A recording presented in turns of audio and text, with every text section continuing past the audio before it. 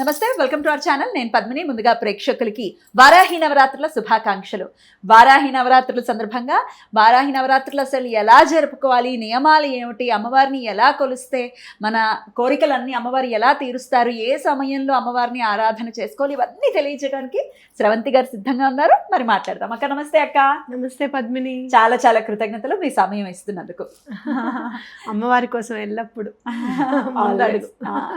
అయితే చాలా మందికి ఇంకా సందేహాలు ఉన్నాయి. మీరైతే కరెక్ట్ పర్సన్. ఎందుకంటే కొన్ని సంవత్సరాలుగా అమ్మవారి ఆరాధన, అందున నవరాత్రులు వచ్చినప్పుడు ఖచ్చితంగా మిస్ అవ్వకుండా మీరు అమ్మవారి ఆరాధనలు చేస్తూ ఉన్నారు. మనకు తెలిసిందే.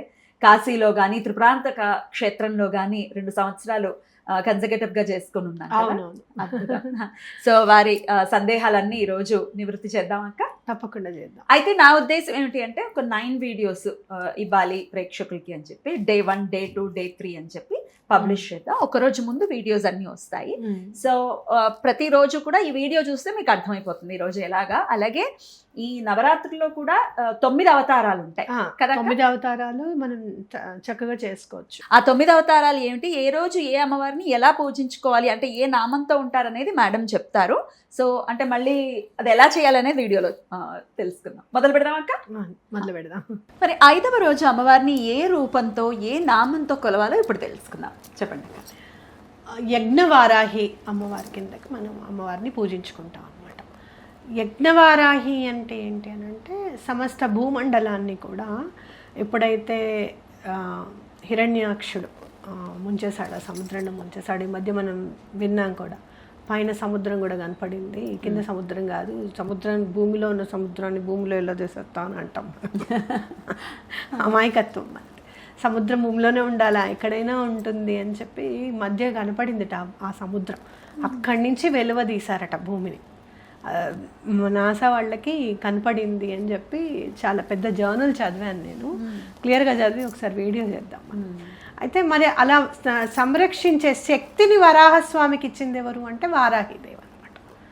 ఓకే, అంటే అలాంటి శక్తిని, అంటే రక్షణ అనేది అమ్మవారికి ఎక్కడి నుంచి వస్తుంది, మనకి ఎక్కడి నుంచి వస్తుంది అసలు అనేది అమ్మవారి నుంచే వస్తుంది అనేది మనం గుర్తుపెట్టుకోవాలన్నమాట. అలాగే యజ్ఞవారాహి అని అంటే ఇంకో విధంగా కూడా మనం చూసుకోవాల్సింది ఏంటంటే, మనం ఏం చేసినా, హోమం యాగాదులు ఏం చేసినా కూడా యజ్ఞవరాహస్వామికి అర్పించడము అనేది పరిపాటి, ఆయనకే సమర్పించుకుంటాం అన్నమాట. కాబట్టి మనం ఇదంతా చేసే పూజ కూడా అమ్మ నీకు స్వరూపంగా ఉన్న నీకు సమర్పిస్తున్నాము, ఎళ్ళవేళలా మాకు రక్షణగా ఉండు తల్లి, నీ శక్తి స్వరూపాలతో మమ్మల్ని రక్షించు అని చెప్పి మనం దండం పెట్టుకుంటాం. అట్లాగే ఇంకొక విధంగా ఒకవేళ అర్థం చేసుకుంటే, సంసారం అనే సాగరంలో నుంచి బయటకు పడేసేది అమ్మవారు అని అనుకోవచ్చు. తప్పకుండా. మంచి అనలైజేషన్. కొన్నాళ్ళు పోతే మా పద్మినికి ఎవరు అక్కర్లేదు, ఇంక ఇలా కూర్చుని ఒక్కతే చేసేస్తారు సహవాసం. మరి మీరు అంత చక్కగా అర్థం చేయిస్తూ ఉంటే మరి వస్తాయి కదా. నిజమే నిజమే. సంసార సాగరం నుంచి మమ్మల్ని బయటపడేసే శక్తిని నువ్వు ఇవ్వమ్మా అని చెప్పి కూడా మనం అమ్మవారికి తప్పకుండా దండం పెట్టుకోవచ్చు. కష్టము అనేది ఎవరికైనా ఉంటుంది.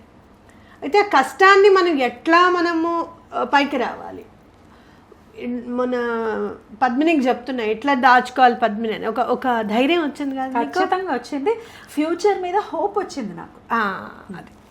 అదేంటో మనం ప్రేక్షకులకు కూడా చెప్పాలి. తప్పకుండా చెప్పాలి. అంటే డబ్బులు ఎలా దాచుకోవాలి అనేది ఎంత బాగా ప్లాన్ చేసుకుంటారో.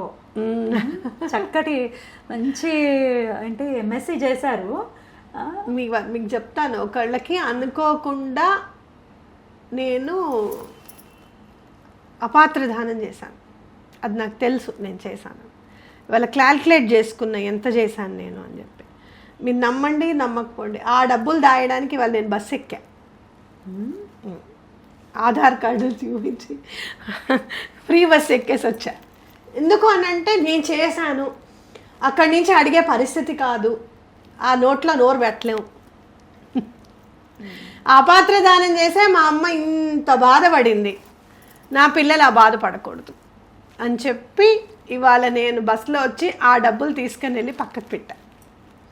అంటే నేను అక్కడి నుంచి ఇక్కడికి రావడానికి నీకు తెలుసు ఎంత అవుతుందో, చాలా దూరం నుంచి రావాలి. ఇలా నేను వచ్చినప్పుడు నేను లెక్కేసుకున్నా, ఒక 5-6 నెలలు నేను కష్టపడితే వాళ్ళకి ఇచ్చిన డబ్బు నేను పక్కకు పోగేయగలుగుతా. నేను పోగేస్తా, ఖచ్చితంగా ఫర్ ష్యూర్గా పోగేస్తా. ఎందుకు అని అంటే అప్పుడు ఒక డిసిప్లిన్ అలవాటు అవుతుంది. బాబోయ్ ఇంకా మళ్ళీ బస్సు ఎన్నాళ్ళు ఎక్కాల, ఫ్రీగా మనం క్యాబ్లోనూ ఆటోల్లోనూ వచ్చిన వాళ్ళం బస్సు ఎక్కడం కష్టమే, కానీ అది ఆ డిసిప్లిన్ అనేది మనకు వస్తుంది. వెంటనే మా మైత్రి పెట్టింది, అవసరమా అని పెట్టింది. నేను స్టేటస్లో పెట్టాను, మనకి అలవాటు కదా ఏం చేసినా స్టేటస్లో పెట్టడం. అవసరమా అంది మా మైత్రి. ఎస్ అవసరము. ఆ డిసిప్లిన్ అనేది రావాలి అని అంటే అమ్మవారి అనుగ్రహం తప్పకుండా ఉండాలి. ఎటువంటి పరిస్థితుల్లోనూ మనం ఒక తప్పు చేసాం, దాన్ని ఎలా సరిదిద్దుకోవాలి, ఇప్పుడు సరిదిద్దుకోలేం, మరి ఇచ్చాం కదా, మరి ఎట్లా వాళ్ళ ఇంటికి వెళ్ళలేం, వాళ్ళతో మాట్లాడలేం, వాళ్ళ గురించి ఎవరికి చెప్పలేము. అమ్మ మాకు చెప్పదు బాబోయ్ దాని సంగతి అంటున్నారు ఎవరు చెప్పినా కూడా, మేమేం చేయలేమని. మరి ఏం చేయాలి అప్పుడు? ఏం చేయాలంటే ఇదే చేయాలి. కాబట్టి తప్పకుండా మనకు ఒక ప్లానింగ్ అనేది ఉంటే కనుక లక్ష్మీదేవి వారాహి అమ్మవారితో కలిసి చాలా ఫాస్ట్గా డెవలప్ చేసి మనను 2-3 ఏళ్లలో చక్కటి పరిస్థితుల్లో నిలబెడుతుంది అనేది గుర్తుపెట్టుకో. ఖచ్చితంగా. మరి ఈరోజు అమ్మవారు యజ్ఞవారాహి అమ్మవారు కాబట్టి మరి ఈ స్వరూపంతో, ఈ నామంతో కొలుచుకుంటూ, అలాగే 12 నామాలు, అలాగే వారాహి కవచం ఎలా చదువుకోవాలో వినిపిస్తారు. చక్కగా విని మీరు చదువుకోవచ్చు, నోరు తిరగకపోతే మేడం వాయిస్ వింటూ కూడా పూజ చేసుకోవచ్చు. అంతేనాక? అంతే. మరొకసారి స్తోత్రం వినిపిస్తారా? తప్పకుండా వినిపిస్తాను. ఆ విఘ్నేశ్వరుడి పాదపద్మములకు నమస్కరిస్తూ మనం ఇప్పుడు వారాహి అమ్మవారి 12 నామాలు చదువుకుందాం. ఓం పంచమ్యై నమః, ఓం దండనాథాయై నమః, ఓం సంకేతాయై నమః, ఓం సమయేశ్వర్యై నమః, ఓం సమయ సంకేతాయై నమః, ఓం వారాహ్యై నమః, ఓం పౌత్రిణ్యై నమః, ఓం శివాయై నమః, ఓం వార్తాళ్యై నమః, ఓం మహాసేనాయై నమః, ఓం ఆజ్ఞాచక్రేశ్వర్యై నమః, ఓం అరిగ్ధై నమః. కవచం. ఆ విఘ్నేశ్వరుడి పాదపద్మములకు నమస్కరిస్తూ మనం అమ్మవారి వారాహి కవచం చదువుకుందాం. అస్య శ్రీ వారాహి కవచస్య త్రిలోచన ఋషి అనుష్ఠుప్ ఛందః శ్రీ వారాహి దేవత. ఓం బీజం గ్లౌం శక్తి స్వాహేతి కీలకం మమ సర్వశత్రునాశనార్థే జపే వినియోగః. ధ్యానం. ధ్యాత్వేంద్రనీలవర్ణాభాం చంద్రసూర్యాగ్నిలోచనాం విధి విష్ణుహరేంద్రాది మాతృభైరవసేవితాం జలన్మణిగణప్రోక్తమకుటామవిలంబితాం అస్త్రశస్త్రాణి సర్వాణి తత్కార్యోచితాని చ ఏతైః సమస్తైర్వివిధం బిభ్రతిం ముసలం హలం పాత్వా హింస్రాన్ హి కవచం భుక్తి ముక్తి ఫలప్రదం పటే త్రిసంధ్యం రక్షార్థాం ఘోరశత్రునివృత్తిదం వార్తాళి మే శిరః పాతు గౌర్యాస్య ఫాలముత్తమం నేత్రే వరాహవదనా పాతు కర్ణౌ తథాంజని घ्राणं मे रुन्धिनी पातु मुखं मे पातु जम्बिनी पातु मे मोहिनी जिह्वां स्तम्भिनी कण्ठमादरात् स्कन्दो मे पञ्चमी पातु भुजौ महिषवाहना सिंहरूढा करो पातु कुचौ कृष्णमृगाञ्चिता नाभिं च शङ्किनी पातु पृष्ठदेशे त्रिचक्रिणी खड्गिनी पातु कट्यां मे मेढ्रं पातु च केधिनी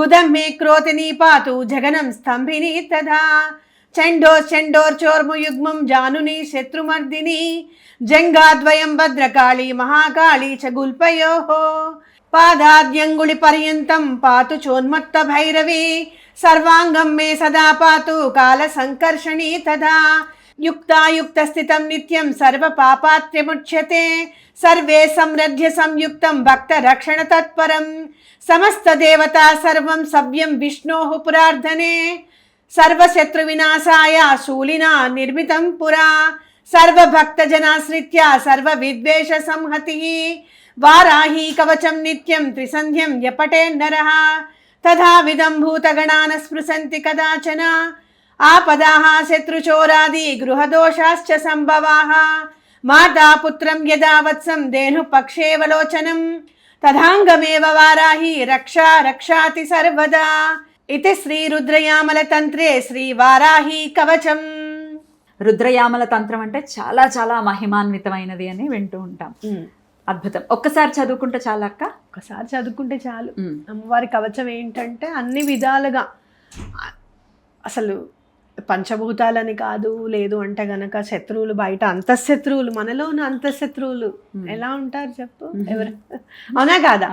అలాంటి వాళ్ళని కాదు, ఏదైనా కానీ శత్రు సంహారం అనేది అమ్మవారు చేస్తారు. మనని కూడా చాలా అంటే చాలా మౌల్డ్ చేస్తారు. ఒక రకంగా చెప్పాలి అని అంటే మనం కూడా అంటే అమ్మవారి చేతిలో మనం కూడా శిల్పంగా తయారవుతాం అనేది ఖచ్చితంగా చెప్పుకోవచ్చు. 9 రోజులు పూజ చేసుకునే వాళ్ళు బ్రహ్మచర్యం పాటించాలా? తప్పకుండా పాటించాలి. బ్రహ్మచర్యం అనేది తప్పనిసరి. అలాగే తామసిక ఆహారం, నాన్ వెజ్ తినకూడదు, ఉల్లిపాయ తినకూడదు, వెల్లుల్లిపాయ తినకూడదు. ఒకవేళ మేము 9 రోజులు చేయలేకపోతున్నామండి, రకరకాల కారణాల రీత్యా, అది పీరియడ్స్ ఉన్నాయి, ఇట్లా రకరకాలు ఉన్నాయనుకోండి, 3 రోజులు 5 రోజులు చేసుకోవచ్చా? ఎన్ని రోజులు చేస్తే అంత ఫలితం ఇస్తుంది అమ్మ. 3 రోజులు చేసిన తర్వాత అనుకోకుండా మీకు ఏమైనా అడ్డొచ్చింది అనుకోండి, తిట్టుకోకండి. అంటే అసలు ఏమీ చేయకుండా నువ్వు పక్కన కూర్చుని కూడా నన్ను పూజించవచ్చు అనేంత అమ్మవారు ఇచ్చింది అని ఖచ్చితంగా నమ్మండి. తప్పకుండా మంచి జరుగుతుంది.